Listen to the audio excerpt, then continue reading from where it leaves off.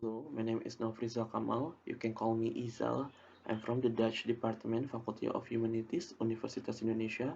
And in this video, I would like to give a brief explanation about the paper that I submit to the 5th International University Symposium on Humanities and Arts, or Inusharts 2020. This paper is co-written by Dr. Christina Suprihatin, and the title of our paper is Children Adventure in the Dutch East Indies in Weg uit in India. Please note that in this video, I will not present the paper in a detailed way due to the time constraint. So if you have questions regarding the paper or there will be some part that need to be clarified on, please feel free to reach out to us through novrizalkamal@outlook.com. So let's hear it. The first section of this presentation is introduction. Well, all of you guys know that there are so many books around children's adventure. Or maybe you have read some of these books like Alice's Adventure in Wonderland, Charlie and the Chocolate Factory, The Tale of Peter Rabbit, or Pinocchio, and many more. Those are some amazing adventure fiction, and they have one thing in common. They present dangers or give the reader a sense of excitement. Well, the book that I'm talking about right now, which is Hans Vervoort Weg uit India, is quite different. How come? Not only does it present dangers or give the reader a sense of excitement, this book also has a different purpose than any other adventure book. To quote Hans Vervoort in the page of 169 of Weg uit India, many people who grew up in the Dutch East Indies emigrated immediately after the war during the Bersia period, or when Dutch sovereignty was transferred to the Indonesian government in 1949. They left for the USA, Australia, New Zealand, or elsewhere. Many of these book emigrants and experts now have children or grandchildren who do not read Dutch. My book, Weg uit India or Farewell to the Indies, might be useful in helping them all their grandchildren what happened in the Dutch East Indies during the Japanese invasion and turbulent years after. The story is told from the perspective of a 10-year-old boy, Hans, and a girl, Sonia, who, like all children, accept life as it comes and amidst hunger, illness, and violence. So this book might be using fictional character or the event that are portrayed in this book might be fictional too. But one thing to note that Hans Vervoort himself experienced war in the Dutch East Indies. There are some fragments of his memory of living and experiencing life as a child in the Dutch Indies being poured out in the book. About two children, Hans and Sonia, in the Dutch East Indies during Japanese invasion in the 1940s. So, what makes Weg uit India unique to be explored further? Children's adventure usually involve imagination and fantasy, but the adventure portrayed in Weg uit India happened during war and based on a real-life phenomenon. Secondly, it's a pretty strange to have the Dutch East India as an adventure space for children, because the Dutch East India was a conflicted area and there was a war surrounding it. So it's not common for children to have an adventure there. These two aspects pique my interest to dig deeper on the adventure that is presented in the Weg uit India. Based on that, the issue that I'm trying to raise here is knowing that Weg uit India offers different kind of adventure that involve war and conflicted area as its adventure space, and it's based on a real-life phenomenon, so it kind of goes against children's adventure in general, that usually involve fantasy and imagination. So how is children's adventure presented in Weg uit India? So our paper tries to answer two questions. How is children's adventure portrayed in Weg uit India? And secondly, how is the Dutch East India portrayed as an adventure space for children? With this question, we intend to uncover how children's adventure is depicted in Weg uit India. The method we use is close reading. Based on the theory of Biddle and others, close reading is a comprehensive reading to find the relationship between text and its idea, or in other words, close reading intends to dig deeper what the text wants to convey and how how it is conveyed. The analysis process will be in four steps. First of all, we read the text carefully to obtain general understanding of text. Secondly, we examine intrinsic elements of the text like characterization, plot, and setting. Thirdly, we reread the text and try to understand the element that could give us insight.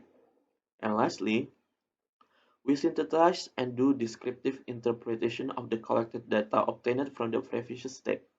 The collected data could be in the form of fragment, words, phrase, or sentence. And to the analysis part. Knowing there is a time constraint when doing this video, I will not present the analysis in a detailed way, but rather presenting it briefly by showing some fragment of the text and how we do the analysis and give interpretation. Before we read the text and give interpretation, we should know what adventure is in the first place and have it as a conceptual framework to be used when we do the close reading. If we don't have conceptual framework of adventure, the analysis will be scattered and not go into the right direction. So the concept of adventure that we use is adventure according to the MSA and Gardner. The MSA said an adventure is an event or a series of events that happens outside the course of protagonist's ordinary life, usually accompanied by danger, often by physical action. Adventure stories almost always move quickly and the pace of the plot is at least as important as characterization, setting, and other elements of creative work. While Gardner said that there are adventure fiction have in common. They are first heroic protagonist, a journey or quest, unusual location, and action and danger. So we have the conceptual framework of what adventure is. Now, what is the findings of the first reading of Weg uit Indie? After we read the text carefully, we obtain general understanding of the text. First one, although Weg uit Indie tells the story of an adventure carried out by two children, but the main character is Hans. The figure of Hans is more dominant in the text than any other character. Secondly, Hans and Sonia don't describe the experience they had in the Dutch East Indies as an adventure, and the word adventure or avontuur doesn't exist in the text. The last one, the adventure that Hans and Sonia went through wasn't planned, but it was wars and conflict in the Dutch Indies forced them to flee their home and have a journey outside their ordinary life. So we have a general understanding of the text.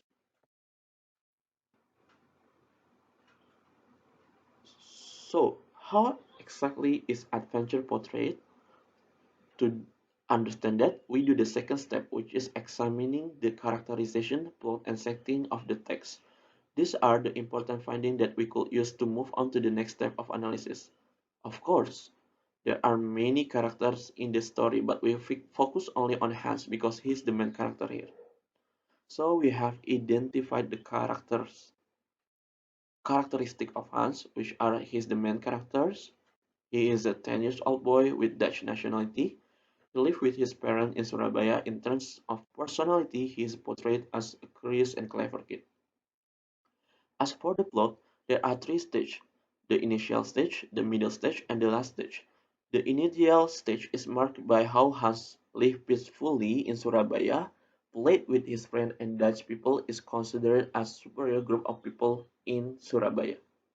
In the middle stage is marked by how Japan invaded the Dutch East Indies and there was a raging war. And the last stage is marked by the war has ended. So as for the setting, I'm showing a fragment which tells the sorry, because there are three stages in the text, so the setting will be divided into three based on where the stage took place mostly. The before war, the event took place in Surabaya. During the war, the event took place in Ambangan, and after the war, the event took place in the Netherlands. So we already know about Hans' characterization in the previous slide. So what does his characterization tell us? So in the page 20, his father had to leave their home because he was a soldier and he had to go to war with other Dutch soldiers. In this chapter, his father said farewell. You can see that the sentence "fight the Japanese" indicate there is a war. Yet when Hans heard that information, he didn't show fear about what happened, but the opposite, he showed a coup of bravery by mimicking his father through the usage of Iron Pen as helmet. So, what does it mean? Hans didn't show fear about what happened, didn't show fear about war, and there is a symbol of bravery portrayed through the uses of iron pen as a helmet. So, what does this finding mean? In this fragment alone, Han is portrayed as a brave figure of the main protagonist, give an aspect of adventure. So from the characterization itself of the story, it gives an aspect of adventure. This finding show a sign of adventure, which is the figure of a brave main character. Move to the plot, and what does it tell us? There are three stages in the plot. In here, I'm showing fragments from each stage. In the first stage, you can see some of habits that Hans did when he lived peacefully in Surabaya. Nar school, he went to school. Nar highs, he had a home and warm cooking. He had enough food. So if we connect it with the Amasa concept of adventure, that an adventure is an event of or series of events that happens outside the course of the protagonist's ordinary lives. The first stage shows an ordinary course, which means that Hans was living in his ordinary course, which everything seems normal to Hans. The first stage marks ordinary course. And the middle stage, he lived in a camp and he was hungry all the time because he didn't get enough food. The middle stage saw a significant difference from the initial stage. Hans didn't live in his house no more, and now he was living in a camp. He didn't get enough food no more, and he was hungry all the time because the Japanese soldier let the camp dweller starve. These significant differences mark an ordinary course of the text, which means that in this ordinary course, Hans started living outside his normal life. He didn't go to school anymore, he didn't have house anymore, and he didn't have enough food anymore. Because in the camp, he didn't go to school and he was hungry all the time because the Japanese let him starve. So there is a shift from first stage to middle stage. There is a shift from ordinary course to unordinary course. That this is the sign of adventure according to the Amasa. And in the final stage where the war was ended, Hans could live peacefully in Netherlands with his father. This fragment showed an ordinary course again, where he got to live with his family again and enjoy normal life. So what does it mean? The plot which show the shift of ordinary course to unordinary course and the back again an ordinary course give an aspect of adventure. So from the plot itself, we can see an aspect of an adventure through the shift from ordinary course to unordinary course and back to ordinary course again. Okay. And now move to the setting and what does it tell us? As for the setting, I'm showing a fragment which tells the situation of camp. The camp was full, but there is the part that needs to be highlighted in this fragment, which is the sentence that say, "It wasn't that bad, hands up. The camp was full, but it was nice to have so many people around." So, what does this part mean? So, in this fragment, so that camp is not a place for children. It's a full of threat, violence, suffering, and wickedness. But through this part, Hans still perceived the setting, which is the camp, positively, and he didn't reject the camp, and he kept living in this unusual place. This means that is a sign of adventure from the setting. So come to the conclusion. The adventure aspect of the story can be seen through three intrinsic elements: the characterization, plot, and space. The characterization. The character Hans, who is depicted as brave and heroic, reinforces the adventure aspect. And in the plot, the initial stage represents the ordinary course. In the middle stage, there is a shift from the ordinary course to the unusual course.